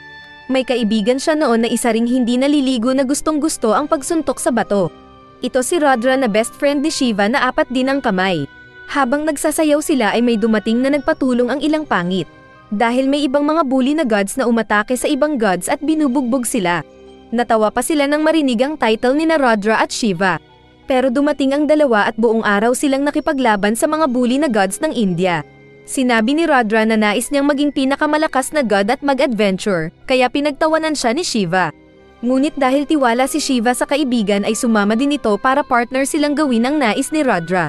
Pinagtawanan sila ng iba pang mga gods, pero pinagbubugbog nila ang mga ito hanggang maging mga followers at subscribers nila. Kaya mag-like na at subscribe kung bago ka pa lang kung ayaw mong bugbugin din kita. Patuloy lang sila sa pakikipaglaban sa ibang gods hanggang lumakas pa silang lalo. At kinalaban din nila ang mga gods ng apoy at tubig na kanilang na-knockout. Pinuntahan din nila ang thunder god ng India na si Indra, na addict sa yosi. Sinabi ni Indra na labanan niya silang sabay pero mag-isang humarap si Rudra. Naglaban sila at sa isang iglap ay bagsak ang may butas sa baga. Sumasayaw-sayaw si Shiva na nilapitan si Rudra at tinawag siyang magsayaw. Pero sa isip ni Rudra ay nais niyang labanan si Shiva. Pinuntahan pa nila ang dalawang top gods na maskuladong Brahma at pangit na Vishnu. At nanalo din sila na na-knockout ang kalaban. Dahil dito ay nakapunta sila sa pinakatuktok ng bundok na pangarap puntahan ni Rudra. Masaya si Shiva na naglalaro. Ngunit seryoso si Rudra na tinawag si Shiva para maglaban sila. Sinabi ni Rudra na alam ni Shiva na isa lang ang pwedeng maging pinaka-boss sa kanila ni Shiva. Ayaw ni Shiva na labanan si Rudra, pero para mapagbigyan ang kaibigan ay pumayag si Shiva. At nagsuntukan silang dalawa at nagbasagan ng bungo. At ang laban daw nila ang pinakamabangis na laban dahil dinigito ng iba. At yung pawis pa nila ang naging ulan. Masaya daw sila na malungkot sa kanilang laban. At pagdating ng final moments ng kanilang laban ay sinuntok-suntok ni Shiva si Rudra na nais nitong huwag nang tumayo. Pero paulit-ulit na tumatayo si Rudra na ayaw sumuko. Ayaw patayin ni Shiva ang kaibigan, kaya sinadya niyang magpatamba para sumuko. Ngunit naunang sinabi ni Rudra na talo na siya. Sa kanilapitan si Shiva at pinagalitan na huwag sumuko sa mga kalaban nito. Ayaw sana ni Shiva na maging pinakamalakas dahil si Rudra ang may pangarap nito. Pero wala siyang nagawa nang ipinasana sa kanya ni Rudra ang power at responsibilidad para sa mga gods ng India. At mula noon ay sila ang pinakasakit ng ulo ng mga hacker ng Facebook at bank account ng mga tao sa mundo. At sa labanan ay isinigaw ni Shiva na hindi siya pwedeng matalo dahil sa pangarap ni Rudra at ng 1,000 gods na nasasakupan niya. Naroon din pala si Rudra na nanonood ng laban ng kaibigan nito. Sinabi ng mga kasama nilang pangit na hindi daw kasi nag-iisip ng husto si Shiva kapag lumalaban pero malakas talaga siya. Sa ring ay sinabi ni Shiva na oras na para tapusin ang laban. Saka din siya nagsayaw-sayaw ng 4 ang kamay. Saka inatake si Raiden na sumuntok ng hangin at nataman sa dibdib at mukha. Dadaganan sana ni Raiden ang kalaban pero sumayaw-sayaw na ito na sinipa ang likod ng tao. Saka walang tigil na sumayaw-sayaw at pinagsusuntok ang kawawang Raiden na hindi makabawi. Nasabi naman ni Hermes na nais daw niyang ma-experience ang pag-atake ni Shiva na iyon. Ngunit hindi pa rin daw tapos si Raiden na inipon ang lakas nito sa braso. Ngunit hindi rin tapos si Shiva na dahil sa ritmo ng sayaw nito ay nag-aapoy na siya. Saka tumalon si Shiva gamit ang umaapoy na sipa at sinunog si Raiden na nasunog sa gitna. Kaya nagsaya ang mga manunood na gods na inisip na panalo na si Shiva. Pero napangiti lang ang malaking tao. Natakot ang mga tao dahil para na silang talo, pero hindi pa rin nawawalan ng pag-asa ang mga sumo fans. Saka pinakita pa ang buhay ni Raiden nang sinubukan niyang maglaro ng sumo kasama ng iba. May kinalaban siyang mas matanda, na kanyang binangga at naitapon. Kaya natakot ang mga ibang bata na tinawag siyang halimaw. Na-down si Raiden dahil sa napakalakas na katawan, pero pinakalma siya ng ina at sinabing regalo ng langit ang lakas niya. Kaya nang lumaki si Raiden ay lumaki siyang matulungin na tao. Minsan ay biglang nag-explode ang isang volcano at maraming tao ang nasaktan. Kaya inisip pa rin niyang gamitin ang lakas para tulungan ang mga kababayan. Nagpaalam siya sa mga magulang. Saka nagpunta siya ng city para mag-ipon ng pera. At sa isang sumo stable siya napunta. Nakita niya ang mga naglalaro ng sumo at ng boss na kumakain ng maraming kanin. Tinawag siya ng boss na lumaban na para sa showdown ng lakas niya. Ngunit ayaw niyang ibigay lahat dahil baka masaktan ang katunggali niya. Kaya biglang sinabi ni Ukaza na siya ang subukan ni Raiden. Naglaban nga sila ng tulakan at mabilis na umatake si Raiden. Pero napigilan siya ni Ukaza at binalibag sa lupa. Sinabi ni Ukaza na pauwiin na si Raiden.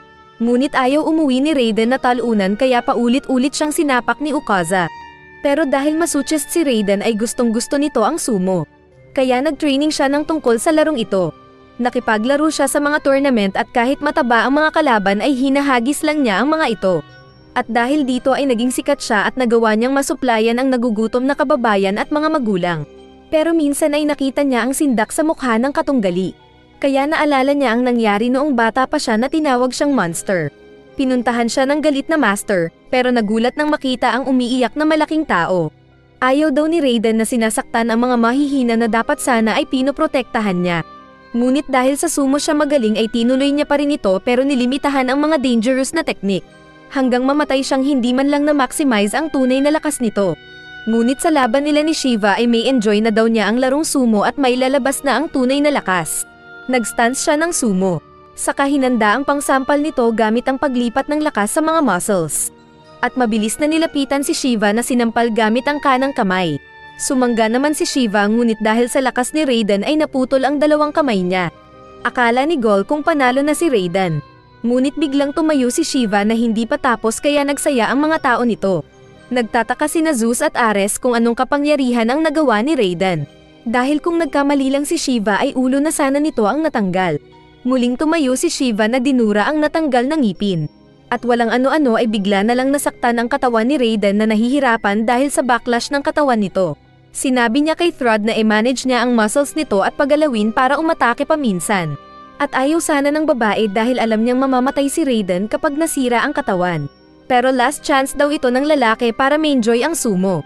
Ang pagiging matigas daw ni Raiden ang dahilan kaya nagustuhan siya ni Thrud. Kaya muli silang nag-isa ng katawan at masaya naman si Raiden. Napansin ni Shiva ang nanonood na ibang gods, kasama si Rudra na sinenyasan siyang like mo na ang video. Kaya napagtanto din ni Shiva na pareho lang sila ng sitwasyon ni Raiden na hindi pwedeng sumuko sa laban na iyon. Tinusok ni Shiva ang sariling puso para pabilisin ang tibok nito at unang pagkakataon niya itong susubukan.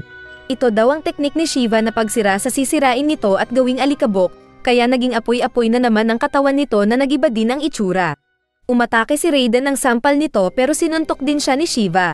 Sinipa ni Shiva si Raiden na isinangga ang muscle, pero nasusunog ito. Nagtataka ang mga barkada ni Shiva dahil mas malakas na si Shiva.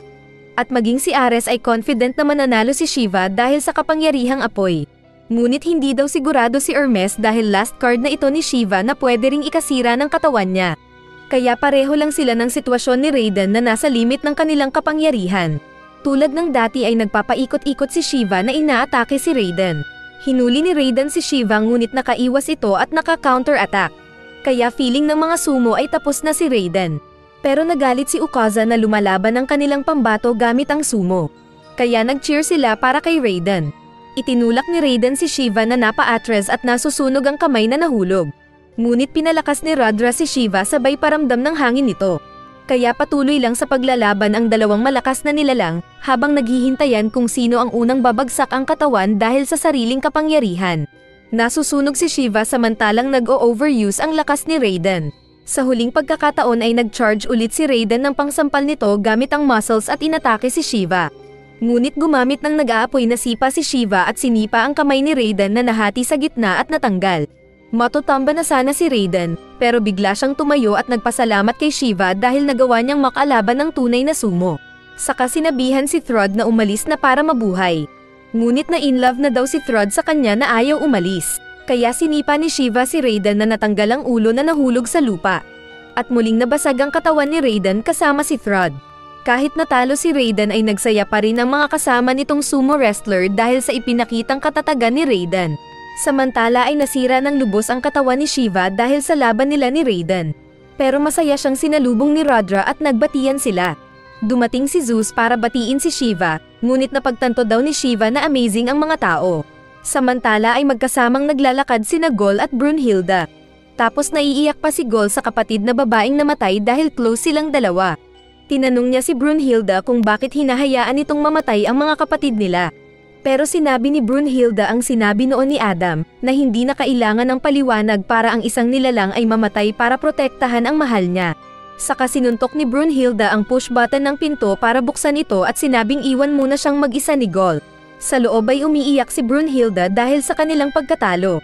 Pero kailangan niyang gawin lahat para iligtas ang mga tao. Pinuntahan ni Zeus si Buddha na walang pakialam sa sinasabi ng matanda at kumakain ng candy. Humingi ng candy ang matanda pero madamat si Buddha. Saka sinabi ni Zeus na nais niyang si Buddha ang susunod na lalaban para sa round 6. Saka sinabing para sa kanilang mga gods ay lumalaban sila para manalo at tinitigan ng masama si Buddha. Kaya sinabi ni Buddha na lalaban siya sa next round. Samantala ay nagpunta si Gol at pumasok sa hindi kabisado na hallway. Nakarinig siya ng nag-uusap at nang silipin niya ay si Abiso na ginagamot ng kasama. Bigla siyang nahuli ng iba pang nasa likod niya. Kaya wala na siyang magawa nang mabisto na siya ng iba pa at naipit na pilit pinapaamin. Walang masabi ang nanenerbiyos na Gol nang biglang magsalita si Jack habang nagtitimpla ng tea nito.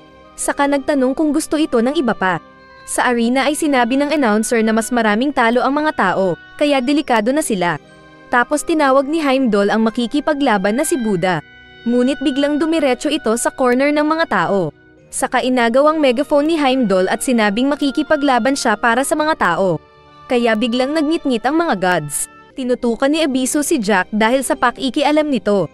Pero sinabi ng kasama ni Abiso na umalis na sila dahil hindi siya papayag sa walang silbi na patayan. Bago umalis ay marami pang sinasabing masama si Abiso kay Jack at kay Gol kaya hinila na siya palayo. Nagtanong si Jack kung anong trabaho ng 7 na umalis at sinagot ni Gol na ito daw ang 7 taga-bless ng Japan. Pero nakita ni Jack na kakaiba ang ilaw ng katawan nila kaya parang may mali daw. Naalala ni Gol na si Jack ang pumatay kay Hercules. Pero sinabi niya na lang sa lalaki na magpagaling na ito dahil sa sugat. Kaya naalala ni Jack si Hercules. Agad na may kinuha si Gol saka din agad umalis. Kaya nasabi na lang ni Jack na nasayang ang tinimpla niyang tea. Baka may lason. Sa arena ay pinakilala nga ni Heimdall si Buddha na susunod na lalaban. Kaya pumasok naman ito sa ring at naglakad ng diretsyo na panguya-nguya pa ng bubblegum. Marami pang sinasabi si Heimdall na papuri kay Buddha. Pero diretsyo itong naglakad sa corner ng mga tao. Nilapitan siya ng nalilitong Heimdall na sinabing maaga ang pagpasok niya. Ngunit inagaw ni Buddha ang megaphone ni Heimdall at sinabing lalaban siya para sa mga tao. Kaya napanganga at napasigaw ang mga audience at sinabi ng mga gods na umalis siya. Pero sinira niya ang megaphone ni Heimdall at sinabing ipaglalaban niya ang mga tao dahil walang gods na nais ipagtanggol sila. Saka sinabing papatayin niya ang pipigil sa kanya. Kaya biglang nag-apoy sa galit ang mga nanonood na malalakas na gods. Nagtaka si Gol kung bakit biglang nag-change side si Buddha. At napagtanto niyang may kinalaman si Brunhilde. Ipinakita nga na kinausap ni Buddha si Brunhilde dahil nilapitan ng lalaki ang nakitang umiiyak na babae. Sinabi ni Brunhilde na iniiyakan niya yung mga mawawala na kaluluwa ng mga taong mamatay. Naiinis si Buddha nang inutusan siya ni Zeus na lumaban sa 6th round. Kaya ang panig ng mga tao ang ere-represent niya. Walang gaanong reaksyon si Brunhilde sa sinabi ni Buddha kaya alam ni Buddha na naset up siya ni Brunhilde. Dahil bago pa ng laban ay sa kanya nagtanong si Brunhilde patungkol sa isang bagay. Kaya sinabi ni Buddha na sisingilin niya ng masarap si Brunhilde dahil sa paggamit sa kanya. Sinabi ni Heimdall na hindi na pwedeng mag-switch si Buddha dahil nakalagay na ang pangalan niya sa Ragnarok game sa side ng mga gods. Pero bumaba si Zeus na sinabing hayaan na nito si Buddha at pwede rin siyang bumalik agad sa ring kung kinakailangan. Kaya sumagot si Buddha na makikipaglaban siya kay Zeus anumang oras nito gustuhin. Saka sila nagtitigan. Biglang nagsalita si Odin at tinanong si Buddha kung nakahanda na ba talaga itong kalabanin ang mga gods. Kaya sumagot si Buddha na walang pinagkaiba ang mga tao at gods sa kanya at gagawin lang niya ang kanyang gusto. Kaya nag-ingay ang gods kasama ni Loki na pangit. Biglang nagliwanag ang kalangitan at nagsalita ang mga god punishers. Saka unti-unting bumaba mula sa himpapawid ang 7 gods of misfortune para parusahan si Buddha. Kaya walang nagawa si Heimdall kundi mamili ng isa sa kakalabanin ni Buddha. Tinawag nito ang boss ng 7 na si Bishamenten at saka pinaalis ang iba pa dahil bawal ang 7 laban sa isa. Walang ano-ano ay sinira ni Bishamenten ang kanyang armor at sinabing iisa lang sila. Saka tinawag si Abiso na biglang pumasok sa likod ni Bishamenten. Saka sumunod din ang iba pang 6 na pumasok sa malawak niyang butas sa likod. Ngunit hindi lang orihinal na 7 ang 7 gods of misfortune dahil 8 silang lahat. At ang pang-8 sa kanila ay si Zero Fuko na resulta ng pinagsanib na 7 gods. Masama daw ang pakiramdam ni Zero Fuko na nais pumatay. Saka nag-inat-inat ito na nagatak ang katawan. Saka may inilabas itong armas sa loob ng katawan na malaking nakakatet-ano na palakol. At sinabing papatayin ang mga tao. Biglang may tumawag sa cellphone ni Heimdall mula sa management ng laro. Na sinabing ang round 6 ay sina Buddha laban kay Zero. Kaya walang nagawa si Heimdall kundi ang mag-announce at sinimula ng opisyal na laban ng dalawa. Sinabi ni Brunhilde kay Gol na si Zero Fuko ang tunay na 7 gods of misfortune. Dati daw siyang mabait na god pero dahil nakaramdam ng kapighatian ay bigla na lang siyang naging dark god. Ipinakita ang dating mabait na Zero na nakatira sa mundo. May tinulungan siyang ibon na binalik sa pugad nito. Pero tinuka siya ng nanay ibon. Isang araw ay nakita niyang nagka-pandemic ang mga tao at marami sa kanila ang namamatay. Kaya naisip niyang tulungan ang mga tao. Nilapitan niya ang isang bata na may sakit, at walang pagdadalawang isip na kanyang pinagaling sa pamamagitan ng pag-absorb sa karamdaman nito. Sinamba siya ng mga tao at lahat ng mga ito ay kanyang pinagaling. Inabsorb niyang lahat ang kamalasan at sakit ng mga tao ng maraming taon. At ang resulta nito ay naging pangit at puno ng sakit ang kawawang Zero Fuko. Pagkaraan ay binisita niya ang bayan kung saan una niyang nilunasan ang mga tao. Pero nakita niya ang masamang gawain ng mga tao na matako, mabisyo at mahilig sa babae. Binangga pa siya ng dating bata na niligtas niya noon. Nakangiti siyang binati ito, ngunit naging bastos ang lalaki na dinuraan pa si Zero Fuko. Kaya hindi makapaniwala sa isip si Zero. Nakita siya ng lumaki ng ibon na tinulungan niya noon at babatiin sana, pero naging galit na si Zero na naglabas ng maitim na aura kaya napa-atres ang ibon. Hindi masaya si Zero na nakikitang malungkot ang mga tao. Tapos napansin niya ang pagdating ng mga taong may sakit at inakala niyang siya ang hinahanap nila para magpagamot. Ngunit sinusundan pala nila si Buddha na nagbigay ng kinakain nitong candy beans. Kaya masaya ang mga tao kahit na naghihirap sila. Dinaanan lang nila si Zero Fuko na nakadapa sa lupa, kaya nagselos ang bata na tinawag si Buddha. Inakala ni Buddha kung nais niya rin ng beans pero tinapon ito ni Zero. Saka sinabi ang ginawa niyang pag-absorb sa sakit ng mga tao. At napatanong kung bakit malungkot ang mga tao dito samantalang masaya sila kasama ni Buddha. Kaya sinabi ni Buddha na ang kasiyahan daw ng tao ay magmumula sa loob. Saka tinawag din si Zero na sumama sa kanila. Kaya mas lalong nasaktan si Zero na bigla na lang tumakbo. Nagseselos pala ito dahil ang papuri ng mga tao na para sa kanya ay napupunta kay Buddha na nakikita nila. Kaya galit at naiiyak na nagpunta ng isang sawa si Zero. At doon naging isa siyang napakapangit na demonyo na nais patayin ang lahi ng mga tao. May mga taong nakakita sa kanya na pangit. At tumakbo ang mga ito, pero hinabol sila ni Zero para sana patayin. Ngunit natigil siya bigla nang makita ang bata na dala-dala ng babae. Kaya pinigilan niya ang sarili na saktan ang bata at nanay nito. Tinanggal ang seal sa leeg kaya bigla siyang naging 7, kasama si Abiso at Bishaman 10. Sinabi ng mga ito na kailangan nilang isakatuparan ang divine punishment pero uuwi muna sila at magdamit kaya sila umalis. Sa arena ay madaming daldal si Zero nang bigla siyang sinipa ni Buddha at bumagsak at naglalaway. Saka nagdura pa ng dugo. Napatanong si Zero na bakit siya pa ang kailangang magpakasakit at masaktan ngunit hindi naman pinupuri. Sa kanya pinulot ang malaking palakol at inatake si Buddha. Pero madaling nakailag-ilag lang si Buddha kaya naisip ng mga nanonood na sayang lang ito. Kaya nainis si Zero na biglang pinag-transform ang battle axe nito na dumami ang mata. At kinatakutan ni Gol. Sinabi ni Zeus na ang tawag sa palakol ni Zero ay catastrophe dahil sa disaster na dulot nito. Hinampas pa ni Zero ang kalaban na nakailag, pero nahati ang lupa hanggang sa upuan ng mga nanonood. Kada makakailag si Buddha ay nagiging malas si Zero, pero mas nagiging makapangyarihan ang armas niya. Umilag muli si Buddha at nagtambling na pumalakpak gamit ang paa. Nakita ni Gol na mabilis ang reflex ni Buddha. Pero pinaliwanag ni Brunhilde na may kakayahan si Buddha na makita ang hinaharap kaya nakakailag na siya bago pa umatake ang kalaban. Akala ni Gol kung pareho sila ng power ni Sasaki. Pero magkaiba daw dahil natural na nakuha ni Buddha ang kanya dahil sa enlightenment. Kaya kahit ilang beses na umatake si Zero ay umiiwas lang si Buddha. Sa kanito tinusok ang leeg ni Zero na mas lalong nainis na sinisira ang lupa. Sinabi ni Zero na cheater ang kalaban dahil nakikita nito ang binabalak niya sa hinaharap. Kaya madali lang siyang sinasaktan ni Buddha gamit ang hit and run technique nito. Napagtanto ni Zero na naging mainggitin siya kay Buddha, kaya gumamit ito ng ibang teknik at nagpalabas ng marami pang sakit. Pero nakita ito ni Buddha na sinabing si Zero ang cheater. Naging napakalaki at malawak ang sakop ng armas ni Zero na balak patamaan si Buddha. Inakala ni Brunhilde kung dahil hindi na makaiwas si Buddha ay nag-freeze na ito. Ngunit may naisip si Buddha at pinalabas ang scroll sa armas. Nataman siya ng malakas na hampas ni Zero at nawasak ang lupa. Saka akala ni Zero kung panalo na siya.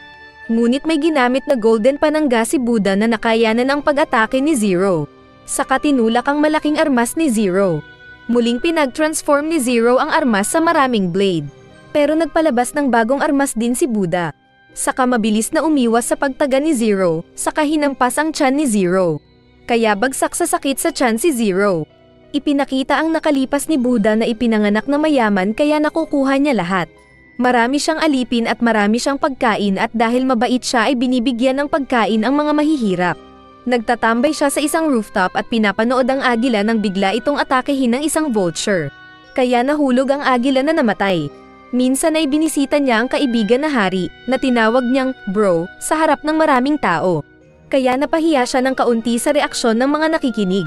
Pero sa labas ay sinabi ng kaibigan na ayos lang sa kanya na matawag na bro. Sinabi ni Buddha na tingin niya ay masaya si Jataka dahil mayaman ito at maraming nasasakupan. Ngunit sinabi ni Jataka na hindi naman siya talaga masaya dahil may sakit siya. Saka nagubo ito ng dugo. At sinabing hindi naman niya pag-aari ang kanyang buhay. At marami siyang mga bagay na nais maintindihan pero wala namang kasagutan. Namatay si Jataka kaya patungo si Buddha sa libing niya. Ngunit bigla siyang natigil nang sabihin ng mga tao na masayang namatay si Jataka. Kaya naalala niya ang sabi ni Jataka na hindi siya masaya. Napaluha si Buddha at biglang tumawa kaya inisip ng mga tao na baliw na siya. Pero naisip niyang gawin ang gusto. Sa lamay ni Jataka ay nagpalipad ng mga bulaklak si Buddha at pinuntahan ang bangkay ng kaibigan. Saka binuhat nito ang kabaong at sumayaw nang. Kinuha niya ang kabaong at pinalutang sa ilog na gustong malaman ng kaibigan kung saan ang hangganan. Iniwan ni Buddha ang lahat ng yaman at naglakad hanggang marating ang kampo ng mga monk na nagfa-fasting. Saka pinakain ng isang nagugutom kaya sinaway siya ng leader, pero wala siyang pake. Pinuntahan din niya ang isang ritual ng pag-aalay ng batang babae at niligtas ito. Kaya matigas daw talaga ang ulo ni Buddha na hindi nakikinig. Patuloy ang laban nila ni Zero na galit pa rin sa kamuling pinag-transform ang armas nito sa malaking blade. Kaya pinalitan din ni Buddha ang armas nito na naging palakol. At naglaban ulit sila ng tagaan at saksakan. Pero madaling nakakailag si Buddha. Saka sinugat nito ang katawan ni Zero na nasaktan pero mas nagalit. May lumabas na cyst sa katawan tapos mula dito ay lumabas ang maraming matatalim na parang buhok. Pero muling may ginamit na armas si Buddha, at madali lang pinagtatagpas ang mga umaatake na armas ni Zero. Pinaglilinas niya itong parang nanggupit ng mabalbon na bundok. Saka nilapitan si Zero na sumangga ng armas nito, pero hindi makaporma. Dahil sinisigaw ng mga tao ang pangalan ni Buddha ay nainggit si Zero, na muling binalak patayin ang kaharap, na madali lang nakailag. Saka sinabi ni Buddha na kailangan lang kasi ni Zero ng self-love para hindi maging mainggitin sa tagumpay ng iba, katulad ng kapitbahay mong binabantayan yung bawat kilos mo para umasenso. Naiinis si Zero na umatake ulit pero sinabihan siya ni Buddha nang malapitan na mahal din niya ito. Ayaw maniwala ni Zero, pero nang makita nito ang liwanag na nagmumula kay Buddha, ay bigla niyang napagtanto na ang gusto niya ay maging katulad ni Buddha. Kaya unti-unting nawala ng dark power ang armas niya na kanyang nabitiwan. Iniwan din ni Buddha ang kanyang armas at sinabing looking good si Zero. Saka inaya ng santukan. Kaya umatake si Zero na nakipagsuntukan kay Buddha sa mukha. At nag-cheer naman ang mga tao para sa kani-kanilang mga fighter. At masaya naman si Zero Fuko dahil sa unang pagkakataon ay nakaramdam siya ng kasiyahan. Sinuntok siya ni Buddha at natamba ang bata na nakawala sa masamang aura na kumokontrol dito. At sinabi sa sarili na magiging masaya siya ulit at maniniwala sa mga tao. Ngunit biglang gumagalaw yung mga sungay niyang nahulog pabalik sa kanyang ulo. Saka sinaksak ang ulo ng bata na nasaktan at parang natatae. Naging mahaba ang sungay na sinaksak ng sabay ang dibdib at bunganga ni Zero na hindi na nakagalaw. At mula sa mga butas na ito ay lumabas ang dalawang dragon na hinahanap palagi ni Son Goku para mag-wish. Sinubukang tulungan ni Buddha si Zero pero mas mabilis ang paggalaw ng mga dragon na kinulong si Zero. Nagkaroon ng itlog sa harap nila at saka lumabas ang isang nakakatakot na halimaw. Kaya napaatras si Buddha. Nakinagulat ng lahat ng nanonood maging ng mga gods. Mula sa itlog ay lumabas ang isang Devil King na si Papias na kamukha ng mas matandang Zero. Kaya napamura na lang si Brunhilda. Saka ito bumagsak dahil wala siyang maintindihan. Tinanong ni Buddha kung nasaan na si Zero Fuko. Pero sinagot ni Papias na patay na ito. At hindi pa nito alam kung ano ang purpose kung bakit lumabas sa itlog. Pero nais daw nitong gamitin ang nararamdamang lakas. Nagtaka ang mga gods kung sino ang kaharap ni Buddha na malaki ang sungay. Sinabi ni Hermes na maging siya ay hindi ito kilala. Nag-iisip pa lang sila nang may magsalita sa likod ni Ares na sinabing hindi god si Papias. Natakot si Ares paglingon, at agad na umalis sa upuan na inupuan ni Hades. Binati din ni Hermes si Hades na tinanag kung bakit naroon. Kaya sumagot si Hades na narinig nito ang pagkamatay ni Poseidon. Pero biglang nagtanong si Zeus kung sino yung kalaban ni Buddha. Na sinagot ni Hades na isang Helheim na berserker. Nahahati daw ang universe sa 3. ang langit kung saan nakatira ang mga gods at spirits, ang mundo kung saan nakatira ang mga tao at mga beast, at ang Hades kung saan panay kaguluhan. At doon daw ay may istorya na kapag nagsanib ang liwanag at anino ay mabubuo si Papiya. At kapag nakaalis ito doon ay magsisimula ang kadiliman. Napatanong si Hermes kung si Hades ang nag-summon kay Papias. Pero sinabi ni Hades na kahit siya ang hari doon ay hindi pa niya nakikita si Papias. At nagtaka din siya kung sino ang halimaw kaya ito ang gustong malaman. Sa battlefield ay inilabas ni Papias ang pangtusok nito at sinabing madaling mananalo sa laban. Sinaksak nito si Buddha na mabilis sinalagang kalaban. Saka mabilis pang umatake si Papias na iniilag-ilagan at sinasangga ni Buddha. Nagtanong si Gaul kung mananalo ba si Buddha. Pero sinabi ni Brunhilde na hindi dahil wala ding makita si Buddha na future. Ipinaliwanag ni Brunhilde ang kapangyarihan ni Buddha na nakikita nito ang paggalaw ng kaluluwa ng isang nilalang kaya nalalaman niya ang susunod na gagawin ng katawan. Pero dahil dark creature si Papias at walang kaluluwa ay walang silbi ang kapangyarihan ni Buddha sa kanya na makita ang hinaharap. Kaya sa battlefield ay nasugatan ang braso ni Buddha na natatalo at napaapa-atres. Nakasuntok siya at umatras pero sinabi ni Papias na nakiliti siya. Saka ginamit ng pangit ang mas malakas na pagsaksak gamit ang malaking blade. Mabilis namang ginamit ni Buddha ang pangsangga nito na ginto. At nagkasubukan sila ng armas. Pero nakita ni Papias na nagdugo ang dulo ng malaking barina nito. At ipinakitang nabutasan ang pangsangga ni Buddha at natusok ang isa nitong mata. Kaya napangiti ang manyak na Papias. Umatras si Buddha na pinalitan ulit ang armas. Saka sinabi ni Papias na binalak saksakin ang ulo ni Buddha pero nakailag ito. Saka ginawa ni Papias ang armas na palakol ni Diva. At muling inatake si Buddha na nahihirapan sa pakikipaglaban dahil nabulag ang isa nitong mata. Natatawa naman si Loki dahil natatalo si Buddha. Nagawang makaatake ni Buddha pero nakailag si Papias na nadaplisan lang ang leeg. Pero ito naman ang tumaga at nakuha ang balikat ni Buddha na napa-atres. Nahihirapan si Buddha sa laban kaya nagpalit ito ng fighting stance habang sinasangga ang pagtusok-tusok ni Papias sa kanya.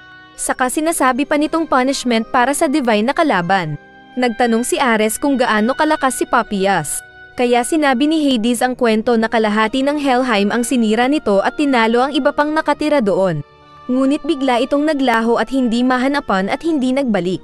Hindi naniwala si Hades sa kwento tungkol kay Papias noon. Pero naisip niyang pwedeng may nakahanap ng huling remnant ni Papias at gumawa ng parasite mula dito.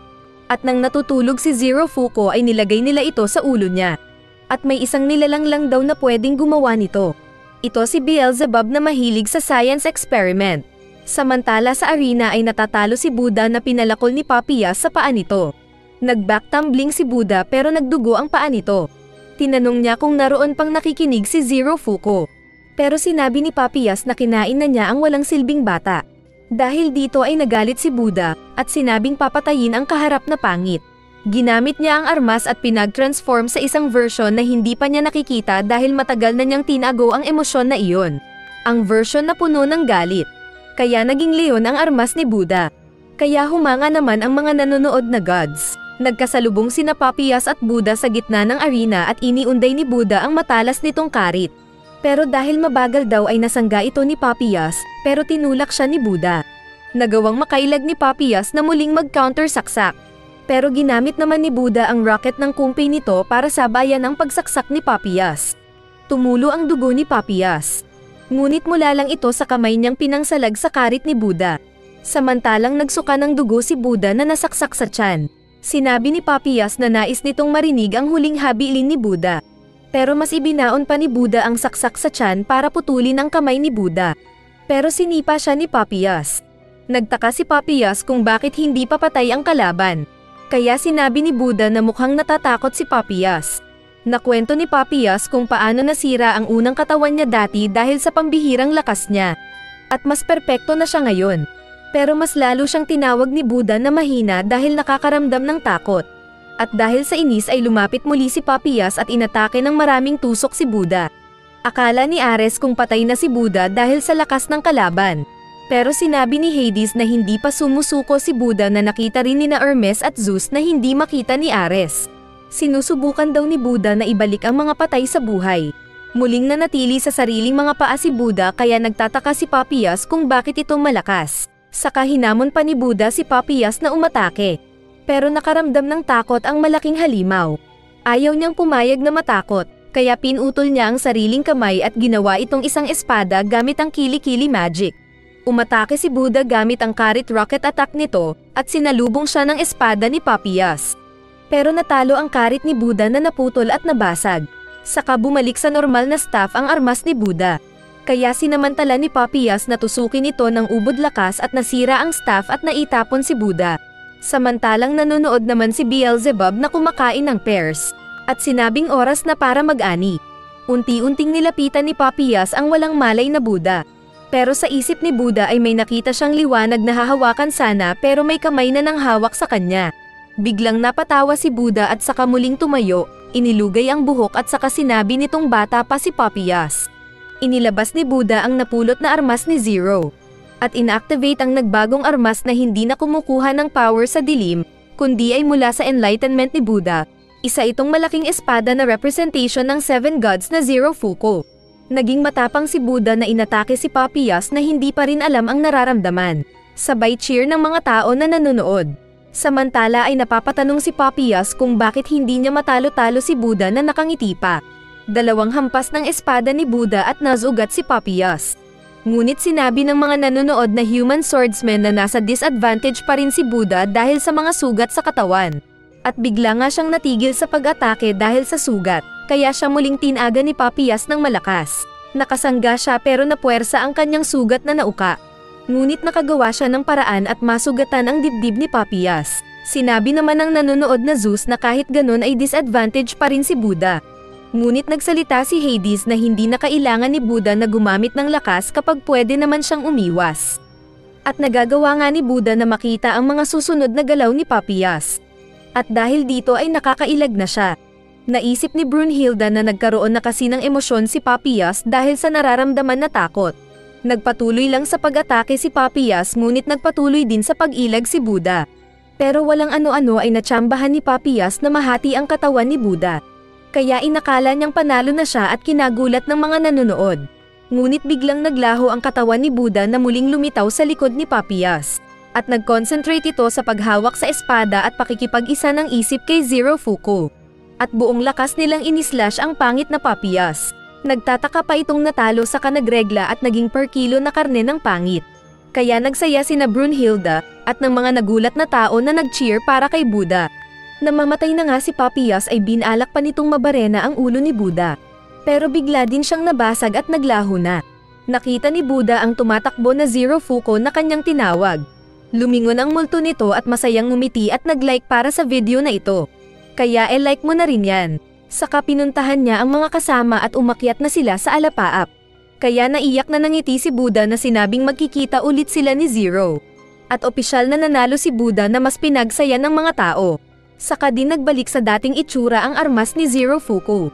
Sa likod ng stage ay sinalubong ni na Brunhilde at Gol ang napangiti na Buddha, pero bigla itong natamba kaya mabilis din nilang inilagay sa emergency. Ngunit sinabi nito kay Brunhilde na maniningil na siya ng masarap. Lalo na at kitang-kita nito ang pagnanasa sa kaluluwa ni Brunhilde kaya hindi ito makakapagsinungaling. Samantala ay pinuntahan ni Odin si Beelzebub na sinusunog ang experiment paper nitong nag-failed. Sinabi ni Odin na huwag siyang pakialaman ni Beelzebub saka ipinaramdam ang aura ng kapangyarihan nito. Kaya pumayag naman si Beelzebub. Muling naging muscle man si Zeus na sinira ang kinatatayuan at sinabing mananalo sila sa next fight. Kaya sinabi ni Hades na sa kanya ang susunod na laban para ipaghiganti si Poseidon. Saka tinanggal ang takip ng mata at sinira. Natakot si Gol nang makita ang kasunod na kalabang god na Hades. Kaya pinili naman ni Brunhilde ang kilala nitong hari din ang title na si Hau. At pinakita si Hau na balot ng towel ang mata na sinira pa ang pader. At natapos ang series. Abangan ang kasunod.